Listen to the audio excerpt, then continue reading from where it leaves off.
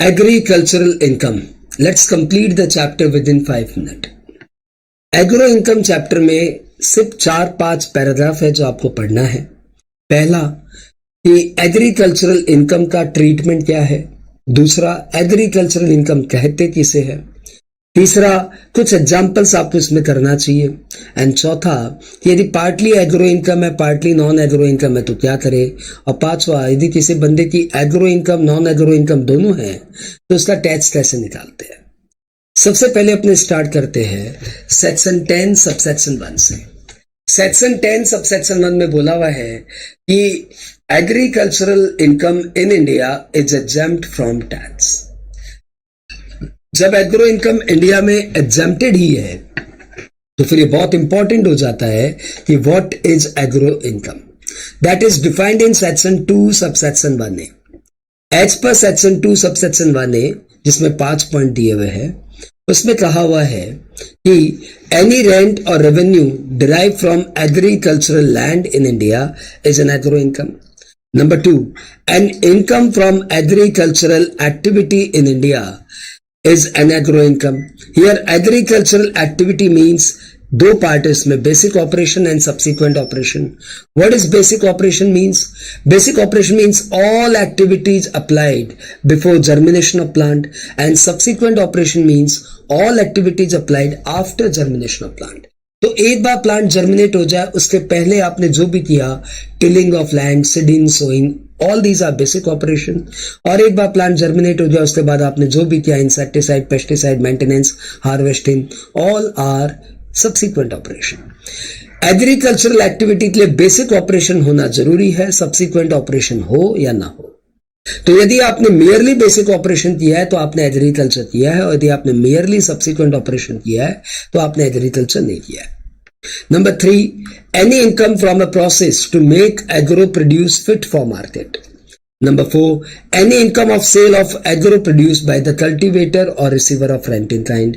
And पांचवा जो most important है कि फार्म हाउस की इनकम भी एग्रो इनकम मानी जाएगी यदि आप ये 3 कंडीशन सेटिस्फाई करें। पहला, the house is situated in immediate vicinity of agriculture land. दूसरा, the house is use for storing purpose और dwelling purpose by the agriculturist. And number C, the land is either situated in rural area or assessed to land revenue. यहाँ पे rural area मतलब वो area जहाँ की population 10,000 तक है। यदि पॉपुलेशन 10,000 से 1 लाख है तो वहां से 2 किलोमीटर के बाद रूरल एरिया है। यदि लोकल अथॉरिटी की पॉपुलेशन 1 लाख से 10 लाख है तो वहां से 6 किलोमीटर के बाद रूरल एरिया है। और यदि एरिया की पॉपुलेशन 10 लाख से भी ज्यादा है तो वहां से 8 किलोमीटर दूर दूर जब गाँव में बच्चा रोता है वो सब रूरल एरिया है। अब हम लोग बात कर रहे हैं कुछ एग्जाम्पल्स की। तो भैया कुछ एग्जाम्पल्स है जो बहुत पॉपुलर है, आपको दिमाग में रखने चाहिए कि income from dairy farming is not an agro income, income from poultry culture is not an agro income, income from mining is not an agricultural income, income of sericulture like silk farming is not an agro income, और income of pisciculture यानी जिसको हम लोग fishing बोलते हैं is not an agro income. Income from gardening is an agro income. घर की छत पे पॉट्स में, गमलों में यदि आप खेती बाड़ी करते हो और वहां पे आप बेसिक ऑपरेशन करते हो तो it is an agro income. ठीक है।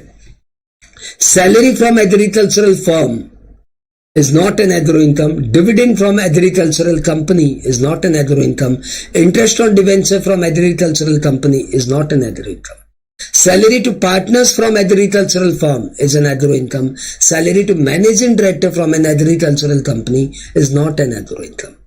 इतना ध्यान रखना आप। और एक और पॉइंट ध्यान रख लेना कि यदि कोई इंश्योरेंस क्लेम मिल जाए for loss of agricultural produce तो that is an agro income.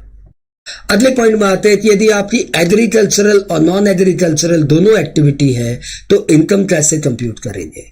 यदि आपका T growing and manufacturing business है तो 60% agro income and 40% non agro income. यदि आपकी coffee growing and manufacturing business है तो फिर से 60% agro income, 40% non agro income. और यदि आपका कॉफी नट फॉर्म में बिकता है तो 75% agro income, 25% non agro income. और यदि आपका rubber growing and manufacturing business है तो 65% agro income, 35% non agro income. यदि इन सब के अलावा आप और कोई एक्टिविटी कर रहे हो तो आपको एक प्रोसेस में जाना पड़ेगा। सबसे पहले आपको 2 पीएल अकाउंट बनाने पड़ेंगे। एग्रो के खर्चे एग्रो पीएल में डालिए, बिजनेस के खर्चे बिजनेस पीएल में डालिए, एग्रो का सेल एग्रो पीएल में डालिए, बिजनेस का सेल बिजनेस पीएल में डालिए। कोई भी कॉमन एक्सपेंडिचर है तो दोनों में अपॉर्शन कर दीजिए रीजनेबल रेशियो में, जो कि सब में दिया रहेगा। और जो भी एग्रो प्रोड्यूस मैन्युफैक्चरिंग में काम यूज हो रहा है उसे हम बोलेंगे इंटर ट्रांसफर, और इंटर ट्रांसफर एग्रो पीएल के लिए माना जाएगा सेल और बिजनेस पीएल के लिए माना जाएगा परचेजेज। और ये इंटर ट्रांसफर हमेशा वैल्यू होगा एट मार्केट प्राइस। बात क्लियर? अब ट्रीटमेंट ऑफ एग्रो इनकम, यदि आपका एग्रो इनकम है तो इनकम कंप्यूट करते समय, टैक्स कंप्यूट करते समय उसका क्या फर्क पड़ेगा, क्या फर्क आ जाएगा उसका।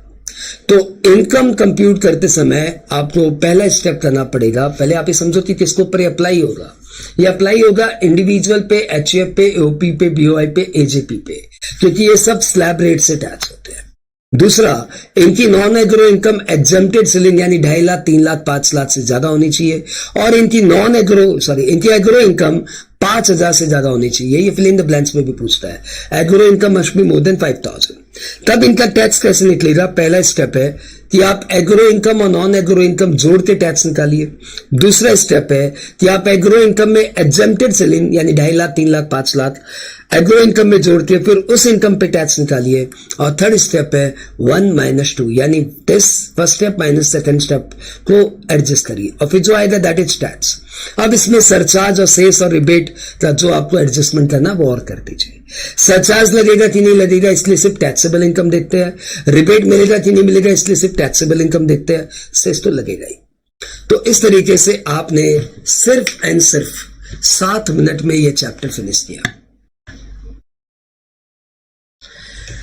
एग्रो इनकम जिसे अभी आपने 7 मिनट में किया, यदि आप इसे 2 मिनट में फिर से रिवाइज करना चाहते हैं तो आपको टैक्स म्यूजिक को अपनाना चाहिए। धुन बड़ी प्यारी है, छठ मैया का भजन है जो हम सब का बड़ा ही दिल से अटैच्ड है। उसी धुन को हमने एग्री इनकम में लिया है। एग्री लैंड इंडिया में भाड़े पे दे, एग्रो इनकम बोलो उसको तुम।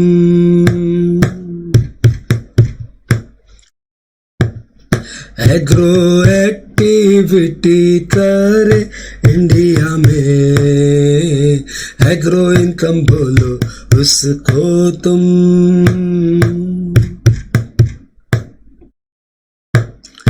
एग्रो प्रोड्यूस प्रोसेस कर मार्केट करे, एग्रो इनकम बोलो उसको तुम।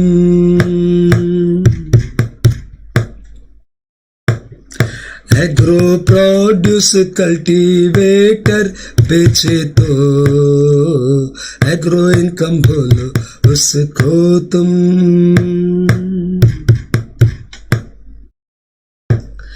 फार्म हाउस खेत के बाजू में हो, फार्मर रहो उसमें तुम।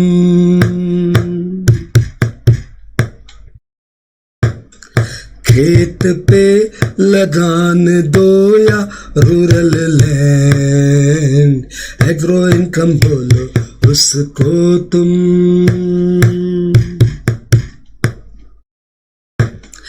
टी ग्रोइंग मैन्युफैक्चरिंग बिजनेस 60-40 करो उसका तुम।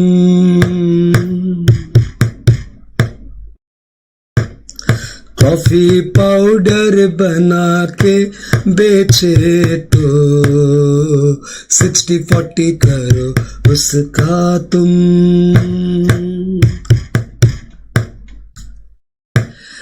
कॉफी नट फॉर्म में बेचे जो 75 करो तुम।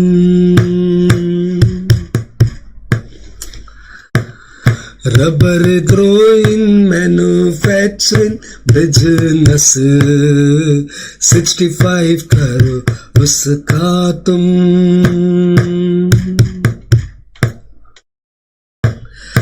और कोई इंटीग्रेटेड एक्टिविटी, 2PL खोलो उसका तुम,